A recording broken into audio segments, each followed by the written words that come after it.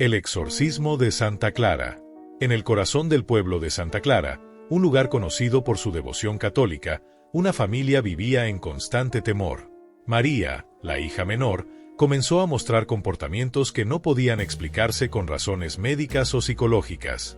Gritos en lenguas desconocidas, fuerza sobrehumana y un odio visceral hacia los símbolos religiosos marcaron el inicio de su terrible experiencia. A medida que los eventos se intensificaban, la familia recurrió a la iglesia local, rogando al párroco, el padre Esteban, que interviniera. El padre Esteban, un hombre con décadas de experiencia, aceptó realizar un exorcismo, aunque sabía que no sería fácil. El pueblo entero comenzaba a murmurar sobre los rumores de posesión, mientras el miedo y la incredulidad se apoderaban de los habitantes. Este no sería el primer exorcismo realizado en la región, pero sí el más violento que jamás se había presenciado. La noche del ritual fue elegida cuidadosamente. La pequeña iglesia de Santa Clara se llenó de un silencio solemne, roto solo por el sonido de las campanas que marcaban las horas. La familia de María la llevó hasta el altar, donde el padre Esteban había preparado el lugar con símbolos religiosos y agua bendita. María fue atada a una silla de madera, no solo por su propia seguridad, sino por la fuerza inconmensurable que había demostrado en días anteriores. El ambiente dentro de la iglesia se volvió sofocante. El padre Esteban comenzó con las oraciones de apertura, pero apenas había comenzado cuando los primeros signos de resistencia aparecieron. María comenzó a sacudirse violentamente y a emitir un grito inhumano que resonó en las paredes de la iglesia. Su voz, profunda y distorsionada, no parecía ser la de una joven de apenas 17 años. «Déjala en paz», rugió una voz que no era la de María. El padre Esteban no se dejó intimidar y continuó con sus rezos, invocando el poder de Dios. Mientras lo hacía, las velas que iluminaban el lugar empezaron a parpadear y una corriente de aire helado atravesó el templo, como si algo invisible y maligno hubiera entrado en el lugar. A medida que las oraciones se intensificaban, María cayó en un estado catatónico por unos minutos. Fue entonces cuando lo peor sucedió. Los ojos de la joven se abrieron de golpe, y su mirada vacía se fijó en el sacerdote.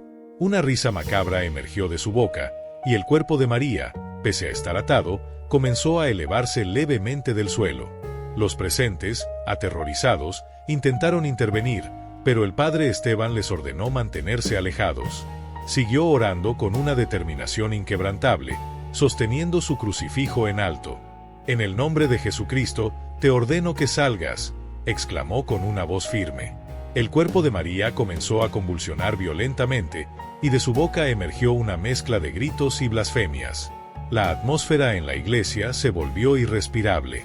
El rostro de la joven se desfiguraba con expresiones grotescas, y las sombras en las paredes parecían moverse con vida propia. De repente, un grito final, profundo y desgarrador, sacudió los cimientos del templo.